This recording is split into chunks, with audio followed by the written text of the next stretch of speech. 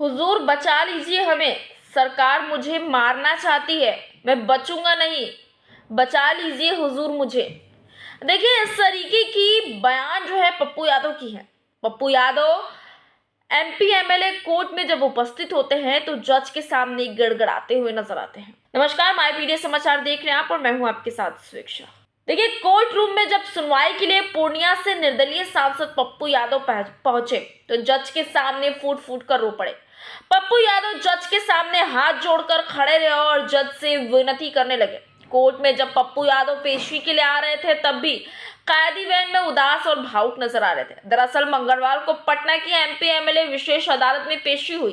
इस दौरान भावुक होकर अपनी जान को खतरा बताए जज के सामने हाथ जोड़कर उन्होंने कहा कि उन्हें साजिश के तहत मारने की कोशिश की जा रही है और उनकी सुरक्षा सुनिश्चित की जाए। मीडिया रिपोर्टर्स के अनुसार बता दें तो सुनवाई के दौरान पप्पू यादव करीब 20 मिनट तक जज के सामने हाथ जोड़कर खड़े रहे और फूट फूट कर रोते रहे, अपनी आपबीती सुनाई। उन्होंने आरोप लगाया कि उन्हें पीएमसीएच में लावारिस छोड़ दिया गया था और वार्ड के बाहर एक इंजेक्शन लगाया गया, जिसके बाद से उनकी तबीयत भी बिगड़ने लगी। सांसद ने कहा कि मुझे शक है कि गलत इंजेक्शन देकर मेरी हत्या करने की साजिश हो सकती है। उन्होंने जज से कहा कि मैं सरेंडर करने वाला था, लेकिन सादे कपड़े में मेरे घर पहुंचे हथियार बंद लोग। एसपी नहीं आते तो पता है नहीं क्या हो जाता मेरे साथ। इसी के साथ पप्पू यादव को बेउर जेल से पुलिस कैदी वैन में बैठाकर दोपहर करीब 12:30 बजे कोर्ट लाई गई। जैसे ही वैन कोर्ट परिसर पहुंची वहां समर्थकों और पुलिसकर्मियों की भीड़ जुट गई। वैन से उतरने से पहले पप्पू यादव ने हाथ जोड़कर लोगों का अभिवादन भी किया। इसके बाद पुलिसकर्मी उन्हें व्हीलचेयर पर बैठाकर अदालत के अंदर ले गई। अपनी बारी आने से पहले वे कोर्ट से बाहर व्हीलचेयर पर बैठे इंतजार करते रहे। इस दौरान उनके समर्थक भी बड़ी संख्या में मौजूद थे। दोपहर 12 बजे जज के कोर्ट में बैठने के बाद उनकी जमानत याचिका पर सुनवाई भी शुरू हुई। जैसे ही जज ने उनका नाम पुकारा पप्पू यादव व्हीलचेयर से लड़खड़ाते हुए खड़े उठे। हाथ जोड़कर उन्होंने कहा कि हुजूर मैं सांसद हूँ, मुझे बहुत काम होते हैं, लेकिन मैं कभी कोर्ट से नहीं भागा हूँ। मैं सरेंडर करने वाला था, सादे कपड़े में हथियार बंद लोग मेरे घर पर आए थे।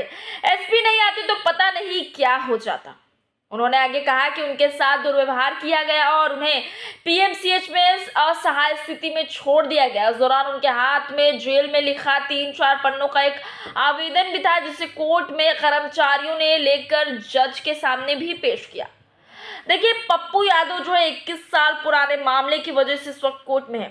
पिछले दिनों ही उनकी जो है सुनवाई होने वाली थी, लेकिन पप्पू यादव लगातार नीट छात्रा के आंदोलन में व्यस्त थे। वो सरकार से नीट छात्रा के अपराधियों को पकड़ने की बात कर रहे थे और उन्हें न्याय दिलाने की बात कर रहे थे। ऐसे में व्यस्तता के कारण पप्पू यादव जो है सुनवाई में ना पहुंच सके और कोर्ट की तरफ से उन्हें अरेस्ट करने का जो है ऑर्डर मिल गया। इसी के साथ देर रात जब पुलिसकर्मी पहुंचते पप्पू यादव को गिरफ्तार करने के लिए, तब भी कई नोकझोंक सामने आती है। इस झड़प में कई तस्वीरें भी सामने। उसके बावजूद भी पप्पू यादव की तबीयत बिगड़ने लगी और उन्हें पीएमसीएच लेकर जाया गया और लगातार पप्पू यादव का यही आरोप है कि उन्हें गलत इंजेक्शन दिया गया और उनकी मृत्यु भी हो सकती है। साफ साफ उनका कहना है कि सरकार जो उन्हें किसी न किसी बहाने से साजिश रच कर मारने की पूरी कोशिश में बची हुई है। हुजूर मुझे बचा लीजिए, हुजूर मुझे बचा लीजिए। इस तरीके के रोते बिलखते आप बीती जो दर्द भरे बयान है ये पप्पू यादव लगातार देते हुए नजर आ रहे हैं।